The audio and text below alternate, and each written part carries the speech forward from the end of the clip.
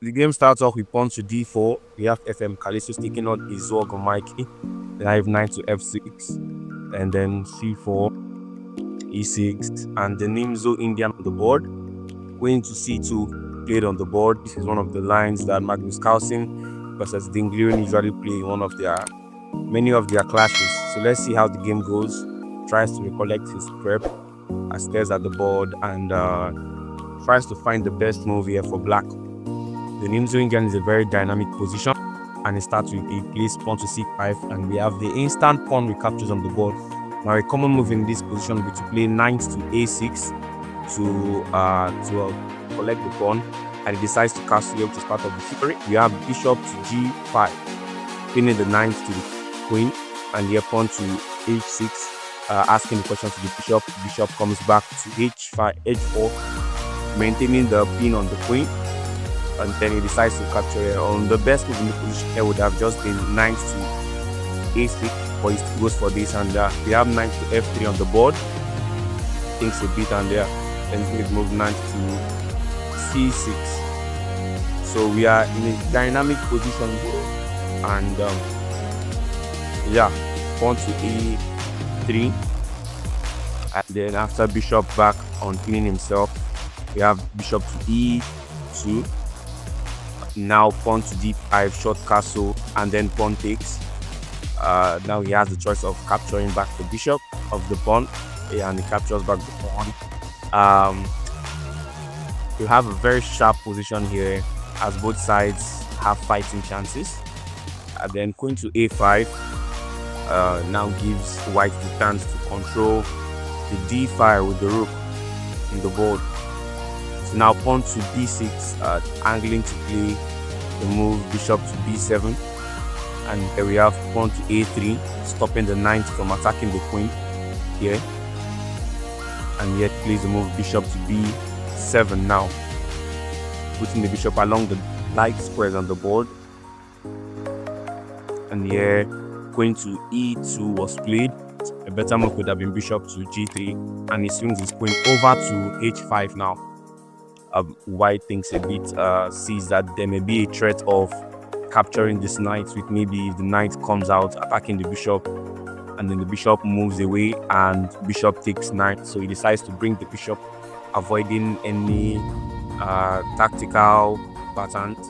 Now rook f to d1, contesting for the open fight on the board, and let's see, he will take, and he decides that he finds the best move on the board, which is bishop to a6. Now the idea of this move is to come in and attack the light, and he decides, he finds the idea after queen takes. Now we can see that the queen comes in here on the board, and now queen to a5, asking for a queen exchange, but here I think the best move will be to retreat with queen to b7, threatening so many things at once, the bishop, and then the knight will be under attack, and it will be very difficult for black to find the precise move in this position. And it does it.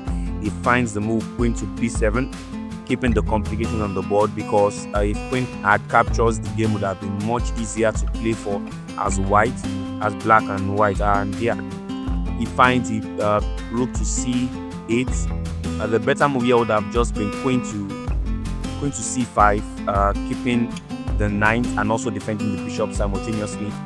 And now a better move here could be, and he plays the move knight to d4.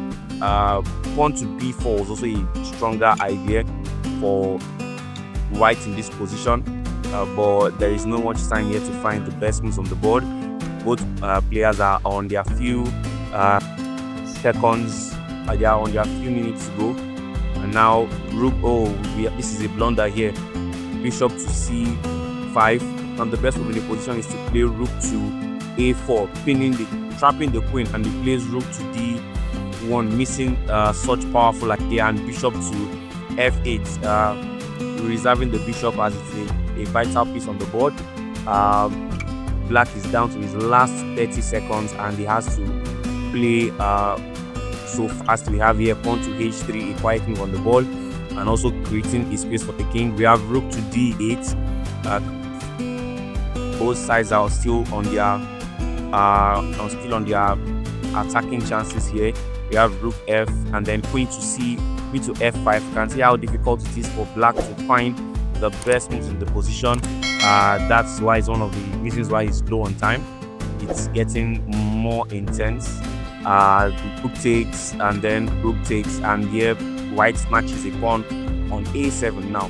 So it's much easier there, but he blunders here again, finding bishop to c5, because now I think pawn to b4 loses the b6 pawn instantly. And will white find the move? He looks at the board for a bit and finds it. Pawn to b4, attacking the bishop. And now if the bishop moves anywhere, and the flags, he runs out of time. It was a very interesting position with attacking chances for both sides, and goes to show the level of dynamism it involves to play such kinds of position. Thanks so much. Please like and subscribe, and I would like to see you in the next video. This is the Chess Prof signing out.